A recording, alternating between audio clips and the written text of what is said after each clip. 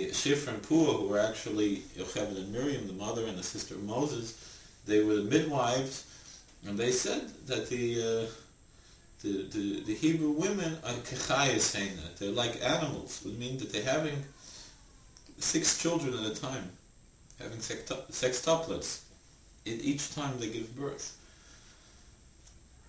And if you really do the math of how we got from 70 to these many millions of people, each woman probably had about 50 or 60 children at least. Simply. And this is what our sages tell us. And it's not strange. It's not impossible.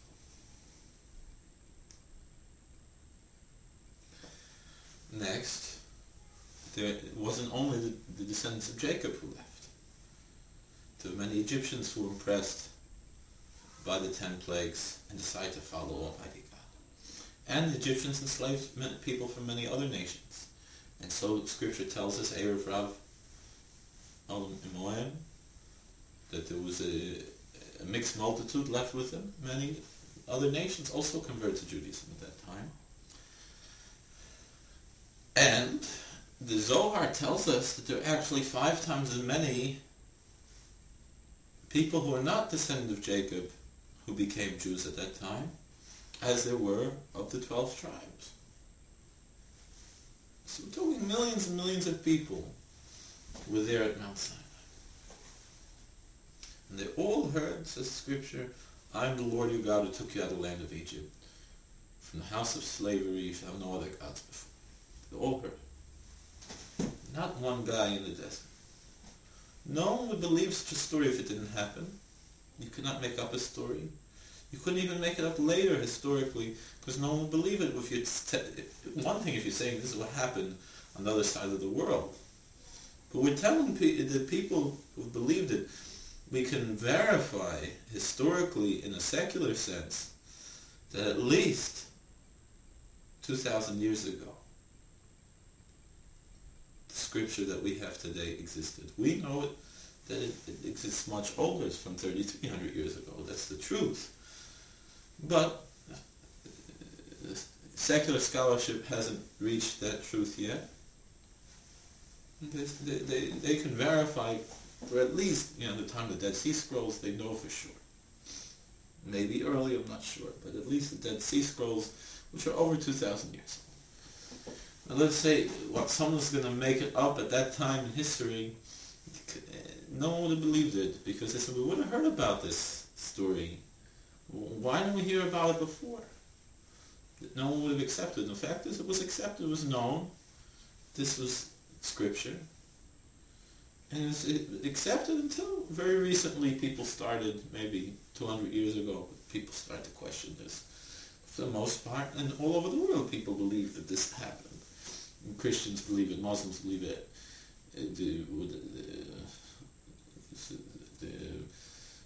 Baha'i, all these, maybe even the Sikhs, because they take a little bit from Islam, they admit that this is something that happened. Now, say God changed his mind, this, that, but they agree that this was something that happened.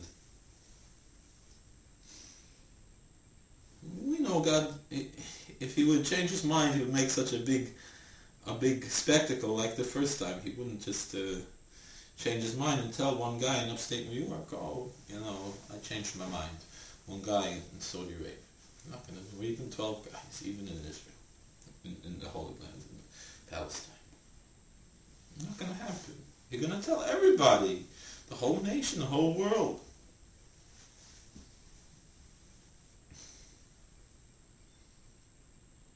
So we know, and then the Scripture tells us God is not a man that he should change his mind. So it's true, it's the same as it's always been since Moses. It's the same. But the reason was there had to be this big show to show the whole world.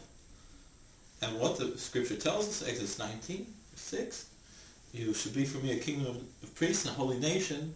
Not that everyone has to convert to Judaism. Just God had the Jewish people choose him. He had some people, he offered it to all the nations. and the Jewish people chose to follow. Doesn't mean when it says the chosen people, really the choosing people.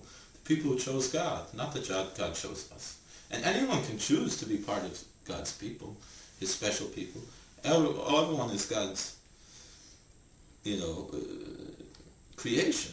Everyone's created in the image of God, every human being. But those who have this closer place, they're God's people in the sense that we have a bigger responsibility to teach the world.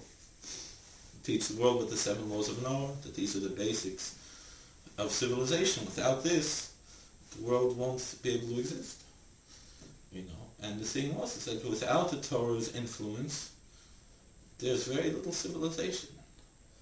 Ancient Greece, archaeologists found a letter that a Spartan soldier sent to his wife, where he told her, if I don't make it back from battle, I know you're pregnant, I assume it's from me. If it's a boy, I want him raised this way, sent to this military academy. If it's a girl, I could just discard it. They had no respect for human life. We're disgusted by such an idea because of the influence that the Torah gives us to teach us thou shalt not murder. Yet people want to remove themselves from these ideas. Meaning before the Torah was given, there wasn't even this idea of such a type of morality. Meaning it existed before, since Adam. It wasn't. Much of the world forgot about it, chose to forget about it. To forget about it. Chose to forget about it. So we see it's a phenomenal point just by itself, the fact that an entire nation experienced prophecy together. This was a unique event in history. You cannot make up a story like that. And amazingly later, we see Moses before he dies. The book of Deuteronomy is his sermons basically 2 weeks before he dies. What does Moses say? Deuteronomy chapter 4, verse 32. Please ask the old days, the first days, that were before you, from the day that God created Adam on the earth, meaning look at all of history, and from one end of heaven to the other end of heaven, everywhere, all over the world, all over the universe, if it was something like this great thing, or even heard like it, meaning did anything like this ever happen, or did anyone even make up a story like this? Never happened. There's no other religion. In verse 33, did a nation ever hear the voice of God speaking from the fire like you heard and lived? It goes on to say that in verse 34, that all the plagues in Egypt, they were before your very eyes. He saw it. He didn't just hear one guy hidden himself in the woods in the desert somewhere and received a message. You all saw it. And so, Deuteronomy 4 verse 35, you were shown to know, not to believe, but to know that the Lord is God. There's nothing else but Him. That's the point. The revelation at Sinai, though, was on a higher level than just regular prophecy. Meaning, the prophecy of Moses was greater than the prophecy of the subsequent prophets of the Bible. With a clarity that you did not have any other time. The revelation that the entire nation had was higher than prophecy. It was basically a collision of worlds. That the higher worlds and lower worlds, the Malchus Shel Maila and Malchus Shel Mata, were all united. And since it was a revelation of the kingdom of heaven, the kingdom requires an amount of people. It says in the book of Proverbs, there's no king without a people. And the Rav Am Hadris Melech, with abundant, with more people, is the glory of the king.